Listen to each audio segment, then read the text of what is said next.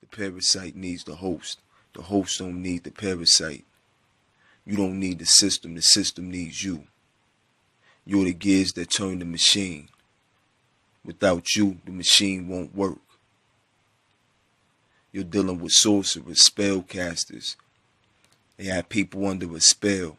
They're programmed to think they're weak, and the system is strong. They think the system gives them strength, but really, they're giving their strength to the system. You don't need the parasite to live. The parasite needs you to live. You don't need the system to live.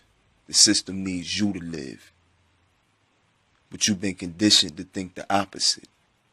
You've been programmed to go against yourself. You're under a spell that has you going against your true self and your divine nature. That's why everything this system promotes is anti-nature, inorganic and synthetic. They have you living in a box. Everything is a box. And a box is a prison. They have you in prison and you don't even realize it. You're boxed in a synthetic world of illusions. Think about it. The house you live in is a box with box-shaped doors and box-shaped windows. And you're probably sitting in a box-shaped room watching a box-shaped television while browsing through your box-shaped phone. And when you die, they put you in a box and drop you in a box-shaped hole. Now, how was that for irony? You live your whole life in a box, and when you die, they put you in a box. But hey, the way we live is the way we die and come back. So how do you want to live? Do you want to live in submission to a system outside of yourself, working against yourself? Do you want to live in bondage? Do you want to live in servitude? Do you want to be a slave? Mentally, physically, spiritually. It's okay to think for yourself. It's okay to want to be free.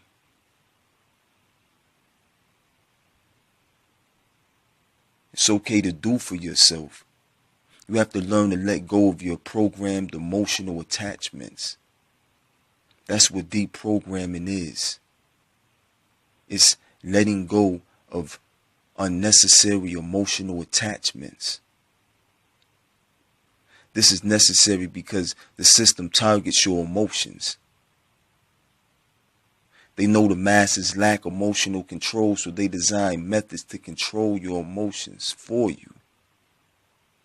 They convince you to think you need them, but they need you. They're parasites. They need your energy. They need your attention. They'll do anything to get it. They'll put things in your food and your water to make you docile and weak. They'll constantly bombard you with fear.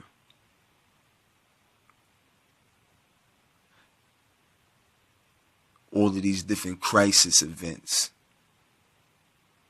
All of these different things to make you give your emotion, to give your attention, to give your energy to whatever tragic event is taking place. It's a distraction. It's all about energy absorption. So when they're poisoning you through the food and the water, you're not in your right state of mind anyway. And then when you're constantly being shown these images, that's when the programming takes place. But like I said, it's about your energy. It's about your attention. Attention is currency. That's why you're always asked to pay it. Currency means the condition of flowing. Energy flows and attention is energy. So, paying attention is allowing someone or something to collect the flow of your energy. You pay and they or it collects. By controlling what you value,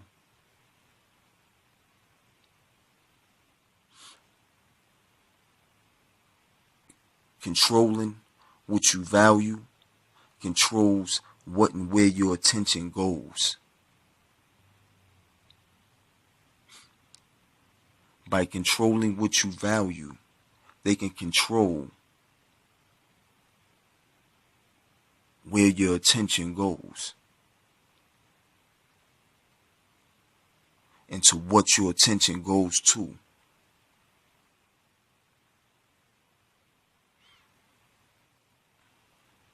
You have to stay in control and be careful of who and what you pay attention to.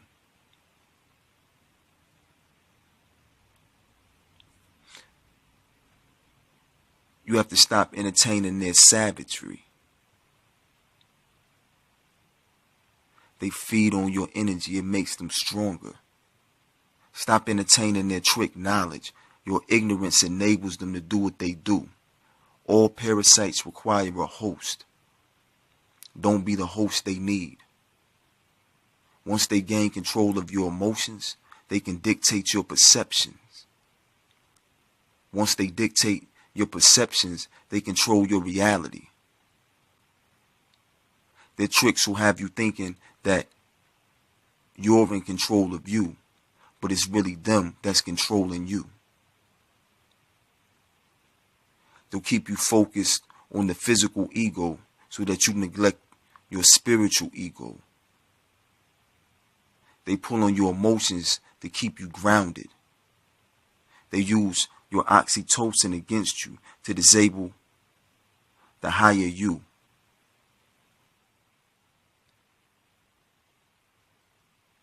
So this is why they constantly feed you distractions and dictate where your attention and your energy goes to. Controlling what you value. This controls what you get excited about. So this is when you get that high, that oxytocin rush. But that high is misleading. It makes you feel good about your ignorance. That's the blissful aspect of ignorance. It's the high that some people receive while being ignorant. The joys of ignorance and indulging in ignorance. For some people, they get a high, they get a rush from it. That's your oxytocin being controlled and used against you to disable you from the higher you. They'll do everything in their power to keep you looking outside of you. So they'll present all type of distractions. They'll use all type of methods that convince you that you're lesser than what you are. To keep you from tapping into your true potential, to who you really are. From reaching the higher aspects of yourself.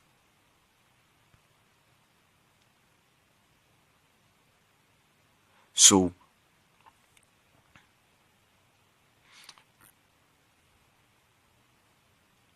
keep in mind that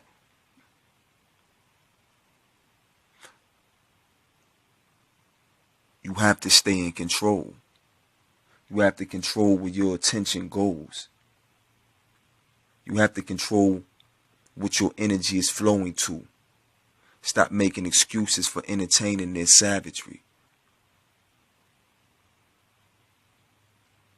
You hate the system's politics, but you're constantly entertained by it. It's like you hate the politics of Rome, but you enjoy the Colosseum games.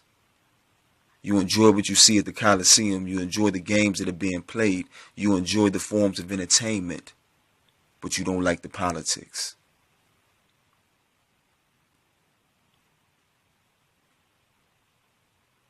In some scenarios, in some cases, you do have to throw it all away. Sometimes you have to throw out the baby with the bathwater.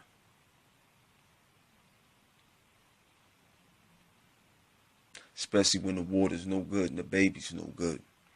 But that's where the emotional detachment and unnecessary emotional detachments and letting go of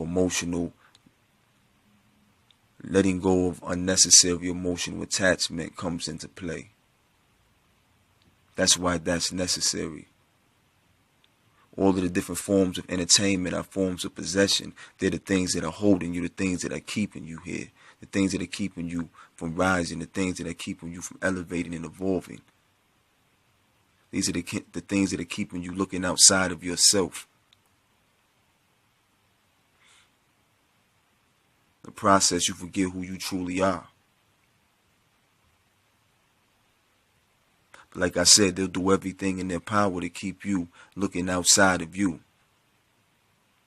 You are a universe. Project your thoughts to you, not something outside of you. That's how you lose sight of you.